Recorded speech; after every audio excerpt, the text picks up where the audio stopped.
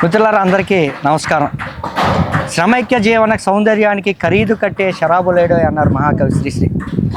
అలాంటి శ్రమను గుర్తిస్తూ శ్రమ సౌందర్యాన్ని ప్రతిబింబించే విధంగా CITU 18వ అఖిల భారత మహాసభల సందర్భంగా ఆంధ్ర యూనివర్సిటీ AU గ్రౌండ్స్లో శ్రామిక ఉత్సవాన్ని నిర్వహిస్తున్నారు. ఈ శ్రామిక ఉత్సవ కన్వీనర్ గారు కందారపు మురళి గారు మనతో ఉన్నారు. ఆయన మరిన్ని వివరాలు అడిగి మనం తెలుసుకుందాం. నమస్తే అండి. నమస్కారం. శ్రామిక ఉత్సవం అని పేరు పెట్టారు. చాలామంది చాలా ఉత్సవాలు పేరు పెడతారు. అసలు శ్రామిక ఉత్సవం అని పేరు పెట్టడానికి గల కారణమే శ్రమ ప్రాధాన్యత అర్థం కావడం కోసమే శ్రామిక ఉత్సవం అని చెప్పి పెట్టాము. మనకందరూ కూడా తెలుసు, నవంబర్ నెలలో ఇదే విశాఖ వేదికగా పెద్ద ఎత్తున పారిశ్రామికవేత్తలందరూ కూడా ఇక్కడికి వచ్చారు. 13 లక్షల కోట్ల రూపాయల పెట్టుబడులు వస్తున్నాయని చెప్పి, 16 లక్షల మందికి ఉద్యోగాలు వస్తున్నాయని చెప్పి చంద్రబాబు నాయుడు గారు చెప్పారు. ఆ సందర్భంలో పారిశ్రామికవేత్తలు ఎదుర్కొంటున్నటువంటి సమస్యలు, is of doing, speed of doing పేరుతో ఆయన కొన్ని సంస్కరణలు వీటన్నిటి కూడా ప్రకటన చేశారు. ఏ సందర్భంలో కూడా శ్రామికుల గురించి కానీ కష్టజీవుల గురించి కానీ చర్చ లేకపోవడం అనేది మనమందరూ కూడా గమనించి ఉంటాము.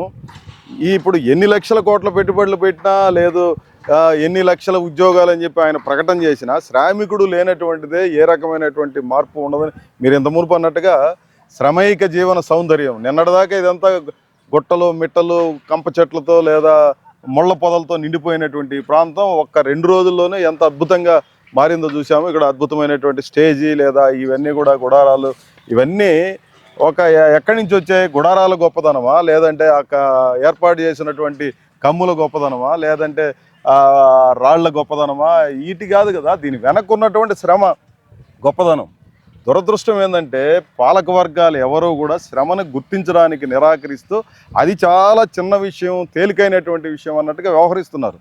నవంబర్ నెలలో జరిగినటువంటి పారిశ్రామికవేత్తల సదస్సులో కూడా దీని ప్రాధాన్యత కానీ దీని గురించి చర్చ కానీ ఏమాత్రం లేదంటే ఏ రకమైనటువంటి ధోరణితో ఉన్నారనే దానికి ఇది ఒక ఉదాహరణ. మేము భిన్నమైనటువంటి సంస్కృతిని, సాంప్రదాయాల్ని, ప్రత్యామ్నాయ విధానాలని వివరించడం కోసం ఇదేదో కార్మికులు కష్టజీవులు వచ్చారని అంటే వాళ్ళు ధర్నాలు, రాస్తారోకోలు, సమ్మెలు చేయడం తప్ప వీళ్ళకి ఇట్లాంటి వాటిలో ఏమీ సంబంధం లేదన్నటువంటి ధోరణి సమాజంలో నెలకొన్నటువంటి నేపథ్యంలో ఒక విషయాన్ని స్పష్టంగా చెప్పదలుచుకున్నాం. పని పాట అనేది ఎక్కడి నుంచి వచ్చింది? పని నుంచి పాట ఉద్భవించింది. పాట నుంచి ఆ తర్వాత రకరకాల రూపాలన్నీ సంతరించుకున్నది విషయం చరిత్రను మనం పరిశీలిస్తే చాలా స్పష్టంగా అర్థమవుతుంది. శ్రమకి ఒక ప్రత్యేకమైనటువంటి ప్రాధాన్యత ఉంది. అదే మాదిరి శ్రమైక జీవన సౌందర్యం అని చెప్పి మనం ఇంతకు మునుపు మాట్లాడుకున్నాం. అట్లాంటిది గుర్తించినటువంటి నేపథ్యంలో శ్రామిక ఉత్సవం అనేటువంటి పేరుని మనం ఎంపిక చేసుకోవడం జరిగింది. CITU శ్రమ ప్రాధాన్యతని అర్థం కావడానికి, శ్రమ ప్రాధాన్యతని సమాజానికి చాటి చెప్పడానికి శ్రామిక ఉత్సవం అనే పేరిట మనం దీన్ని నిర్వహిస్తున్నామనే విషయాన్ని అందరూ అర్థం చేసుకోవాల్సినటువంటి అవసరం ఉంది. 27వ తారీఖు నుంచి ప్రారంభమై జనవరి 2 దాకా ఈ కార్యక్రమం నిర్విఘ్నంగా జరుగుతుంది. రెండవది, మహాసభల్లో చర్చించబోయే అంశాలు లేదా తీర్మానాలు లేదా ఏమీ చేయబోతున్నారు అనే విషయం అనేక సందర్భాల్లో వివరిస్తూనే ఉన్నారు. 3 సంవత్సరాల పనిని సమీక్ష చేసుకోవడం, 3 సంవత్సరాల భవిష్యత్తుని, రాబోయే 3 సంవత్సరాలకి అవసరమైన భవిష్యత్తును నిర్దేశించడం, ఒక 6 సంవత్సరాల పనిని చర్చించి నిర్ణయించి వాళ్ళు ఒక పెద్ద కార్యక్రమాన్ని రూపొందిస్తున్నటువంటి తరుణంలో ఆ చర్చల సారాంశం ఏముంటుందని కళారూపాల ద్వారా ప్రదర్శించబోతాను. ఈ అంటే 27 నుంచి 2వ తేదీ వరకు జరిగే సాంస్కృతిక కార్యక్రమాలు, ఈ శ్రామిక ఉత్సవాలు ప్రారంభం ఎవరెవరు వస్తున్నారు? ఏ రోజు ఎవరు? ఇప్పుడు 27వ తారీఖున ప్రకాష్ రాజ్ గారు వస్తున్నారు. ప్రకాష్ రాజ్ గారు మీకు అందరూ కూడా తెలుసు, సినీ నటుడు అనేది చాలామందికి తెలుసు. ఆయన ఒక విలన్గా లేదంటే క్యారెక్టర్ ఆర్టిస్టుగా లేదా దేశంలో బహుభాషల్లో నటించినటువంటి వ్యక్తి. ప్రాధాన్యత కూడా ఆయనకి ఉంది. ప్రకాష్ రాజ్ గారు తెలియనటువంటి వాళ్ళే. ప్రకాష్ రాజ్ గారిని మేము ఎందుకు ఆహ్వానించాం దీనికి అనేది కూడా అర్థం కావాలి. ఇప్పుడు సినీ నటులు చాలామంది ఉన్నారు. చాలా పెద్ద పెద్ద కోటాను కోట్ల రూపాయల డబ్బులు తీసుకునే వాళ్ళు ఉన్నారు, లేదా గొప్ప గొప్ప మాటలు చెప్పేవాళ్ళు, సినిమాల్లో చాలా గొప్ప మాటలు చెప్పేవాళ్ళు ఉంటారు. కానీ సమాజం పట్ల బాధ్యతాయుతమైనటువంటి పాత్రను పోషించేవాళ్ళు ఎవరు అనేది కీలకంగా మేము పెట్టుకున్నటువంటి క్రైటీరియా ఏంటంటే శ్రమను గౌరవించే మనుషులు, సమాజం పట్ల బాధ్యత ఉండే మనుషులు ఎవరు అని మేము చూసినప్పుడు ప్రకాష్ రాజ్ గారు దీనికి సూటబుల్ పర్సన్ అని చెప్పి అనుకున్నాం. అందుకని ఆయన్ని రేపు మేము ఆహ్వానించడం జరిగింది. అదే మాదిరి గోరటి వెంకన్న గారు మనకందరికి కూడా తెలుసు. ఆయన ప్రజా ఉద్యమాలు లేదా విప్లవ గేయాలు లేదా ఆయన వస్తువు ఏది? ఆయన తీసుకునే కవిత్వంలో కావచ్చు, పాటలో కావచ్చు, వస్తువు ఏంటంటే సామాన్యుడి కష్టాలు ప్రధానంగా ఉంటాయి. కాబట్టి గోరటి వెంకన్న అర్హుడు దీంట్లో పాల్గొనడానికి అని చెప్పి నిర్ణయించుకున్నాం. శ్రమ కావ్యాన్ని రచించినటువంటి వ్యక్తి సుద్దాల అశోక్ తేజ గారు. శ్రమ కావ్యాన్ని సుందరంగా, చాలా సుబోధకంగా ప్రజలకి అర్థమయ్యేటట్టు వివరించడంలో ఈ రోజుకి అద్భుతమైనటువంటి కవి, రచయిత. ఒక రకంగా ఆ సామర్థ్యం అద్భుతమైనటువంటి సామర్థ్యాన్ని ప్రదర్శించినటువంటి వ్యక్తి సుద్దాల అశోక్ తేజ గారు. అందుకని సుద్దాల అశోక్ తేజ గారిని ఈ మహాసభల్లో ఒక ముఖ్యమైనటువంటి అతిథిగా పిలిచాం. అదే మాదిరి మాదాల రంగారావు గారు తెలుసు మనకు, ఎర్రమల్లెలు లాంటి చిత్రాలు, విప్లవ శంకారావం, లేకపోతే ఇంకా అనేక సినిమాలు ఒక 30 ఏళ్ల కిందట ఉన్న చాలామందికి తెలుసు. ఇప్పుడు ఉన్నటువంటి యూత్కు తెలియకపోవచ్చు. ఆయన ఒక విప్లవకారుడు. ఒక రకంగా మాదాల రంగారావు గారు మంచి, అసలు సినీ రంగంలోనే ఒక విప్లవాత్మకమైనటువంటి మార్పులు తీసుకొచ్చినటువంటి మనిషి మనకందరూ కూడా తెలుసు. ఆయన కుమారుడు ఇప్పుడు మా అసోసియేషన్ ఉపాధ్యక్షుడిగా ఉన్నారు. ఈ కార్మికుల సమస్యలు, అక్కడ సినీ రంగంలో ఉన్నటువంటి వాళ్ళ సమస్యల పరిష్కారంలో కూడా ఆయన ముందుంటారు. ఆయన సినీ నటుడుగాను, సినీ హీరోగాను, అదే మాదిరి నిర్మాతగాను, దర్శకుడుగాను విభిన్నమైనటువంటి పాత్రలు పోషిస్తున్నాడు.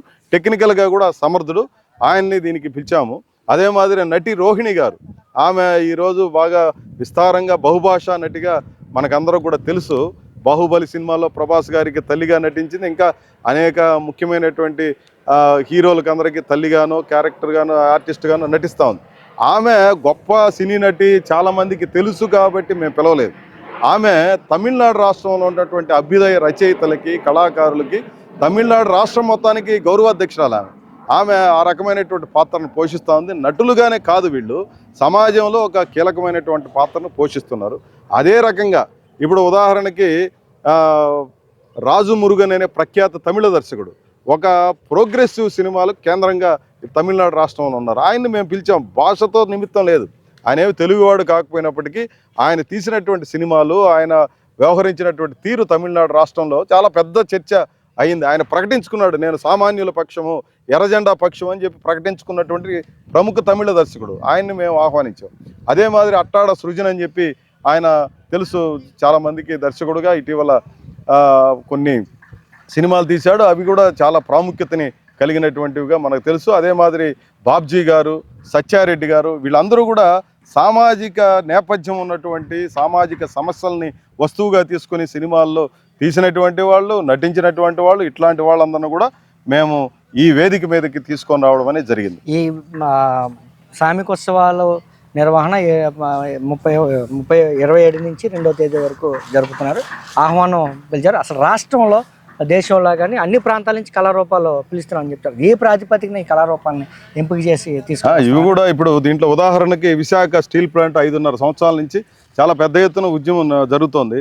విశాఖ స్టీల్ ప్లాంట్కు సంబంధించినటువంటి ఉద్యోగులు ఒక నృత్య రూపకాన్ని దీంట్లో ప్రదర్శిస్తున్నారు. అదే మాదిరి ఎల్ఐసి ఉద్యోగులు, పోస్టల్ ఉద్యోగులు, లేదా ఇంకా రకరకాల ఉన్నటువంటి కేంద్ర ప్రభుత్వ ఉద్యోగులుగా ఉన్నటువంటి వాళ్ళు ఒక ఏకలవ్య అనే ఒక నాటికని ప్రదర్శించబోతున్నారు. అది నెల్లూరు నుంచి వస్తుంది. అదే మాదిరి డ్రగ్స్ ఏ రకంగా ఈరోజు సమాజానికి ఒక అరిష్టంగా తయారైపోయినాయి, దీని కారణంగా భావి భారత పౌరులు, విద్యార్థులు ఏ రకంగా నాశనం అయిపోతున్నారు, దాన్ని ఎదుర్కోవడం ఎట్లా అవసరం అనేది చాలా సందర్భాల్లో మనం చర్చలు చేస్తున్నాం. కానీ పెంచలయ్య గారిని ఒక సామాజిక కార్యకర్తని అత్యంత అమానుషంగా బిడ్డల ఎదురుగా చంపేసినటువంటి ఘటన రాష్ట్రాన్ని ఉలిక్కిపడేటట్టుగా చేసింది.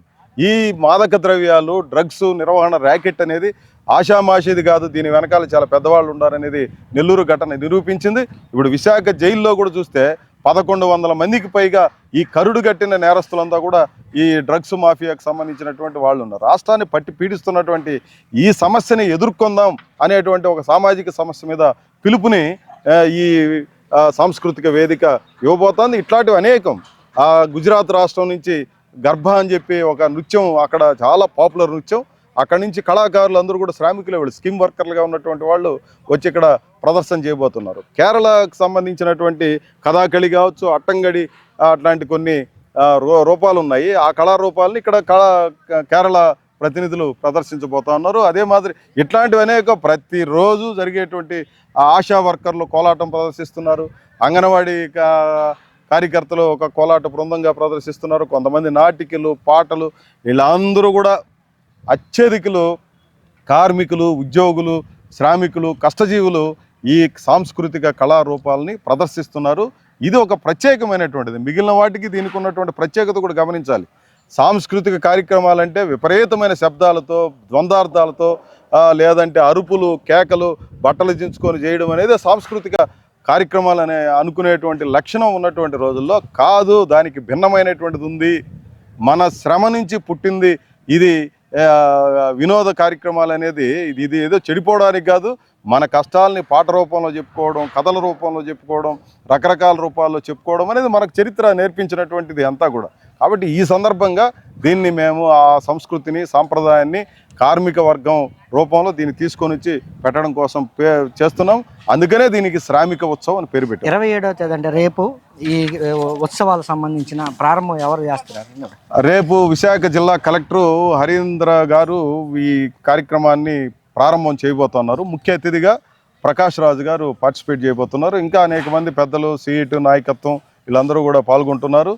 సిఐటియు అఖిల భారత నాయకులు, అదే మాదిరి రాష్ట్ర ఉపాధ్యక్షులుగా ఉన్నారు ఎంఏ గఫూర్ గారు. మనకందరూ కూడా తెలుసు. ఆయన కర్నూలు మాజీ ఎమ్మెల్యే కూడా. వారు దీనికి అధ్యక్షత వహిస్తారు. ప్రారంభ సభకి ఆ కార్యక్రమానికి ఆయన అధ్యక్షత వహిస్తున్నారు. ఇంకా అనేక మంది ప్రముఖులు, ఉత్తరాంధ్ర ప్రాంతానికి సంబంధించిన ప్రముఖులు ఉన్నారు. అధ్యక్ష కార్యదర్శులు సిఐటి అధ్యక్షులు ఏవి నాగేశ్వరరావు గారు, అదే మాదిరి సిఐటి రాష్ట్ర ప్రధాన కార్యదర్శి సిహెచ్ నరసింహరావు గారు కూడా ఈ కార్యక్రమాల్లో పాల్గొనబోతున్నారు. అదే మాదిరి అఖిల భారత నాయకత్వం కూడా ఈ కార్యక్రమాలన్నింటిలో కూడా పార్టిసిపేట్ చేస్తారు. పని పాటతోటే జతకట్టింది, పని పాట నుంచే వచ్చింది అనే ఒక బలమైన నమ్మకంతో శ్రామికులను కూడగట్టి కార్మికులందరూ సమస్యల మీద రేపటి నుంచి కళారూపాలు ప్రారంభిస్తామని చెప్పి, శ్రామికోత్సవాలు ప్రారంభిస్తామని చెప్పి తెలియజేసినటువంటి ఈ శ్రామికోత్సవ కన్వీనర్ మురళీ గారికి మన నుంచి ధన్యవాదాలు. Thank you.